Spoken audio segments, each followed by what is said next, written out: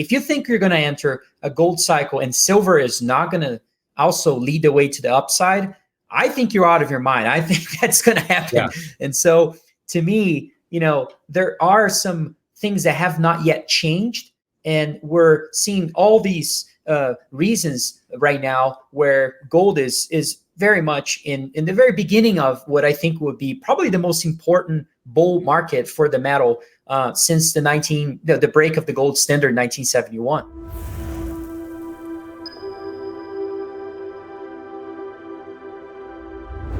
Hi, and welcome to this video. I've got Tavi Costa with me once again from Crescat Capital at Crescat.net. Am I correct there, Tavi? That's right. Hi, Mike. How are you? Good. So you just put together a few charts for us to take a look at. And I always find your stuff interesting. Your research is great. So let's go over some of this because gold was over 2,000 today. And so tell us about this first chart. It's fairly obvious because it says right on it. That's right. That's right. That's the idea, is to leave it as obvious as possible. But it's incredible what's going on with gold, and such an important asset globally, and tells us so much about the health of the economy and health of most of the imbalances that we currently have in the macro world. And this chart is only showing you that we are about 2 percentage points away from making new highs in gold prices. As you know very well, we've had a triple top recently. Technically, triple tops never hold, or I should say almost never hold. And we're likely going to see a breakout from gold here very soon. I mean, the economy continues to deteriorate significantly. We're now seeing the steepening of the yield curve after deeply inverted. We're starting to see, after earnings releases, some issues as well in the macro data of those companies. All that is sort of pointing to the direction that what we call the trifecta of macro imbalances: the debt problem of the 40s, the inflation of the 70s, and the valuation problem of the 1990s is basically playing out, where it really constrained policymakers and it's time to be allocating capital towards hard assets. What a better hard asset than gold? And so this is just to me, it's a setup for a wealth generation period for folks that are really able to shift their attention towards this industry that is likely to really do very well and perform well in this environment. So this obviously just my view. It's not just a commodity; it's also money. And so even if commodities didn't do well, and they're probably going to do quite well over the next few years, gold and silver in a crisis will just outperform everything. So we are just 2.5% away, or actually it's less today, isn't it? Less than that?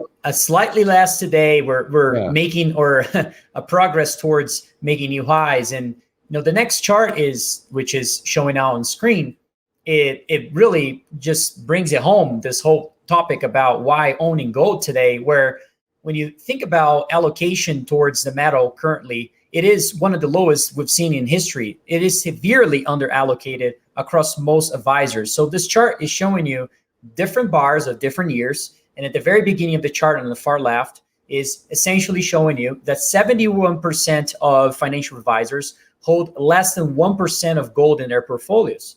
And so this is shocking, right? Because gold is starting to make new highs. And you think about what's happening, there's traditional investment portfolios, and there's also central banks. They have different types of, I would say, goals when owning the metal. Central banks want to enhance the quality of their international reserves because they have a monetary system to anchor that fiat currency towards in majority of times. Majority of the larger central banks have started to accumulate gold. We're yet to see this transition happen across most traditional investment portfolios that still own a large percentage of 60-40 allocations, where a majority goes to equities and bonds. As we see the bond market really continue to show some problems in terms of not only downside volatility and other issues, it is likely that gold will start becoming a larger percentage of those exposures. And so this chart it's quite remarkable to me, and an important aspect of why we're going to see probably a gold cycle. Yes, I find it amazing too. And for people looking at the chart from the beginning of the chart there, I guess that's a blue bar, to the purple bar is all 0 to 1% allocation. So 71 of them have less than 1%, which probably means about 70% of them have none. And one of the 71% has 1% allocation. But most of those have absolutely no exposure. The next group, 1 to 5%, this is just unbelievable, and it shows you the opportunity, because in a crisis, this chart will sort of reverse, and the bars on the other side of the chart, let me see, this way for the the 10% or more is going to have that 71% allocation, but it's going to be, everybody chases yesterday's news. So they're all going to come rushing in at the end where they've missed the really, really big gains. When, during a time like this, where we've got wars all over, where we've got these risks in the financial system, when we're coming off the biggest bubbles in history, that's the time to take a position in the safe haven asset when nobody else is allocated there, and then wait for them to rush in, right? That's right. That's right. And what is interesting is what you just said. The sentiment remains quite bearish on gold, and one reason for that has been the over allocation towards bonds. And it's remarkable that the media remains extremely bullish in those instruments. In fact, this is a print. I also have the actual newspaper in front of me, but it's a picture that I took over this weekend. But it's the cover of the Barron's was essentially saying time to buy bonds. Usually those magazine covers never end well, and so be very careful reading those headlines. Right, I believe it was 1937 or 8, or maybe 39, where Hitler was the man of the year on Life magazine. And so, yes, magazines usually seem to get it wrong, the mainstream press. I think in 2019, someone also coined the phrase of the death of inflation along those lines. One of those, very large headlines, which was precisely, the bottom of consumer prices as well. And it's really remarkable how the media tends to be, backward looking. But, to your point, you're referring to the wars breaking out.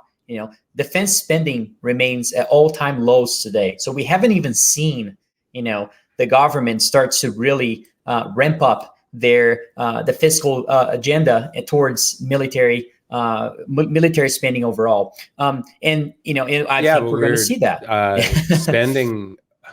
I think our deficit is going up by about $1 trillion every quarter or something. It's just totally insane. And have you seen the CBO, the Congressional Budget Office, recent estimates to the next decade? We're going to see a budget of about 6% of GDP for the next decade. So if you just take that as a Rule 72, it will take about 12 years to double the debt from here. So $33.6 trillion issue of treasuries in the next 12 years. That is not assuming a recession, not assuming we're going to be in a wartime regime, not assuming a lot of other things that could potentially happen, even China-US conflicts and other things that could, certainly are on the cards here. So it's quite it's scary, this imbalance in the fiscal side, and it's the main reason why I think gold is going to start becoming more and more of a alternative for those traditional portfolios over time. Yeah, if you go and look at the old Congressional Budget Office estimates, they always make a gross error to painting a rosier picture. So they're already painting a pretty bad picture, but the reality will end up being twice as bad as what they are painting right now. This is, I had one of my researchers years ago go back and study the estimates for the budget, the future budget deficits, and then the reality. and they're usually off. It usually comes out about double whatever they project. And so wow. Take your rule of 72 and their current projection and then double it. I just think it feels like we're in this end game for the currency right now. What do you think? It really does. I mean, this next chart that we're looking at, kind of your point. Hi, I just wanted to take a moment and thank you for subscribing and mention that if you'd like to help our channel, please consider my company, GoldSilver.com, the next time you buy precious metals. We're one of the most trusted names in the industry. Our prices are sharp, delivery is fast, and we have an insiders program where you find out exactly what I'm doing with my own investments. Thanks for making GoldSilver.com your dealer, and now back to the video. It's just basically the performance of gold relative to US Treasuries. I believe we used this in our prior presentation. However, it's such a relevant data as well to be looking at and thinking about prior gold cycles and how gold really outperformed US Treasuries in a very significant way, despite yields moving higher, which was, I think, was a very contrarian view not too long ago. And a lot of, I would say, the largest argument against owning gold has always been, but it doesn't yield anything. Well, if your biggest argument is to own debt from another country that is largely indebted and issuing treasuries right and left, it's, I think there's a better case here for a hard asset like gold that, in fact, during that period you're looking at, that gold cycle, the first one in the 70s, gold was rising at about 40% annualized rate. And so, how does that compare with 5% interest rates right now? And I'm not here to claim we're going to see 40% for the next 10 years or so, but I do think there's a very strong case that gold will perform much better than a 5% yield on treasuries personally. So I think there's room for those. And you can see here in the early 2000s as well, the gold cycle, which lasted about 10 years, where gold was a very different market. We're talking more about China entering the WTO and becoming the manufacturing plant of the global economy. We've had a commodity bull market at that time. And so now there's all sorts of triggers in this environment. Is the central banks accumulating gold, the 60-40 portfolios yet to remove that bond allocation towards gold, redeploy that capital. There's the production of gold is still declining across most of the major companies, the imbalances that I referred to, the trifecta. And so I think there's I don't think we've ever seen a time when there has been such a large amount of plethora of reasons to own the metal, and sentiment remains so bearish. I mean, can you recall another time like this? No. It's remarkable. It's just totally insane. Yeah. So here's another chart, Mike, that I think was shocking to me, and I'm not sure if I think will be shocking for your viewers too. There is all this talk about Magnificent Seven, the large seven companies in the S&P 500 that have been contributed to most of the performance in the markets year to date and so forth. And we've seen what we call the generals are leading, but the soldiers are not following, right? And where the broad market's been down, and we're seeing a lot of issues, fragility in markets overall, despite the fact that those large companies have been doing well. But more interesting to me is if you break down even further from the Magnificent Seven and look at the top two companies, I call it the Magnificent Two, top two company weights in the S&P today is Apple and Microsoft. They make up about 14% of the overall index. That is more than 4 sectors combined. That's the bar in gray.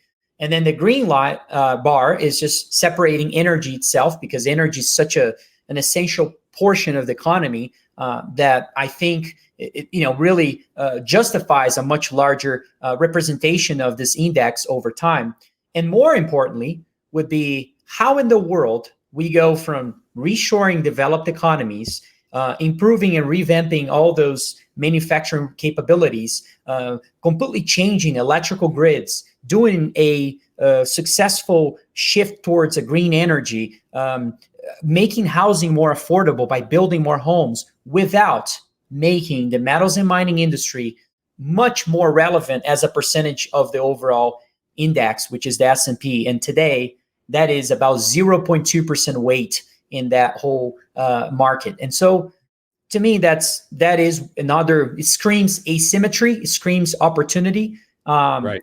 Especially if gold breaks out, right? So, you pointed out earlier to me that that 0.2% also includes base metals, not just, this isn't just precious metals. This is copper and iron and everything else. It's crazy. It is crazy. We were talking about the reasons to own gold, and yet we're about to break out to new highs, and I believe we will, and so forth. And we start a new cycle for gold, and the sentiment is so bearish. But it's not just a sentiment. There's not just a divergence on sentiment and prices. There's also a divergence between prices of properties that have resources of gold relative to the gold price too. There's also another large divergence between gold prices and silver. I mean, if you think you're going to enter a gold cycle and silver is not going to also lead the way to the upside, I think you're out of your mind. I think that's going to happen. Yeah. And so to me, there are some things that have not yet changed. And we're seeing all these reasons right now where gold is very much in the very beginning of what I think would be probably the most important bull market for the metal since the break of the gold standard in 1971. Yes, I believe you are absolutely correct. In your last video with me, I believe you showed the chart of inflation comes in 3 waves, and you had this thing, you are here, and you showed how gold was outperforming bonds, that chart that we just saw. I just want to point out to everybody that when gold was doing 40% return or gains year over year, that was during a period of time where bonds had negative real yields. They were dubbed certificates of confiscation because they lost, if you were in bonds in the 70s, you were just continuously losing part of your wealth. Even when bonds were paying double-digit yields, they were still going negative. It was gold that was going positive that doesn't have any yield. It just had capital appreciation during that time. But the capital appreciation was so far beyond inflation that you made these enormous gains. One of the things that I cover in my book, and I covered in a video, I think I covered in my first book as well, was if you had purchased gold or silver in 1971, and then sold a home, your home, purchased gold or silver in 1971. By the time you got to January of 1980, I can't remember, I think it was 9. You could buy 9 of the exact same home with gold, and I think it was 17 of the exact same home if you sold your silver. And so this is true inflation adjusted gains in wealth, in value, not gains in price.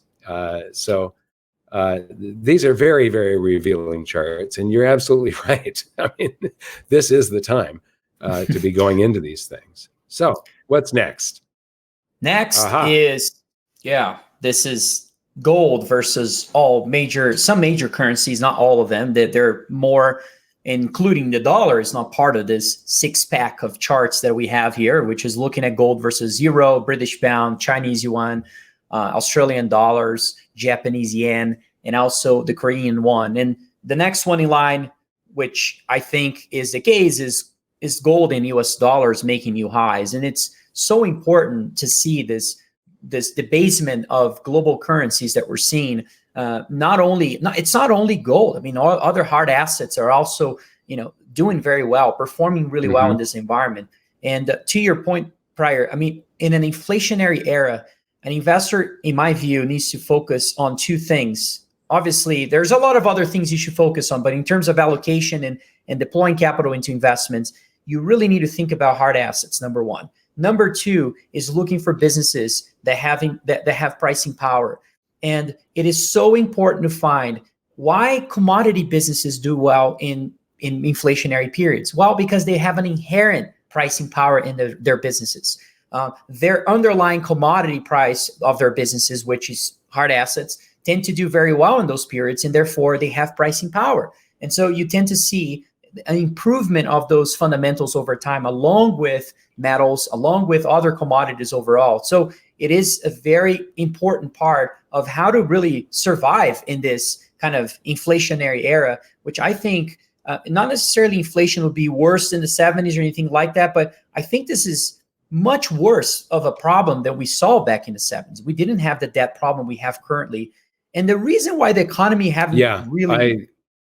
Please go ahead. I absolutely agree. Dan, could you put that chart back up for a minute? Okay, so one thing I want to point out to all of the viewers is if you took this chart and flipped it upside down, that is the value of the currency falling against gold.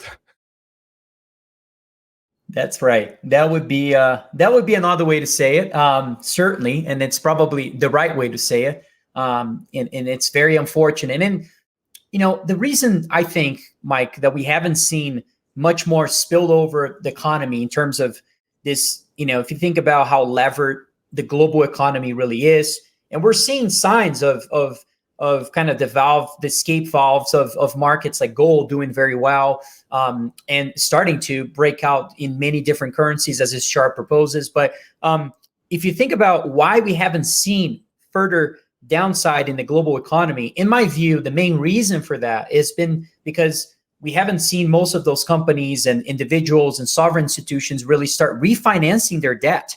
When they start refinancing their debt at much higher rates, it is sort of obvious that we're going to see interest payments across all those institutions to go severely higher, either relative to GDP, relative to their revenues, relative to their income. And that is when you start seeing the financial conditions really tighten and showing problems, which I think are going to be very stagflationary in their nature. And it's so important to have allocation towards the metal in that environment. Yes. Okay. I want to thank everybody for watching, and I want to thank you, Tavi, for giving us this great presentation on your research. So tell people about your company real quick.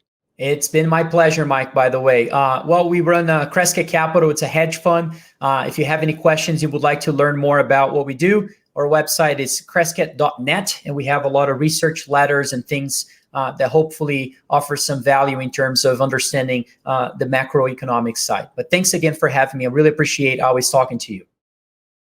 Okay, thank you, and thank the audience for watching. We'll see you next time. Bye.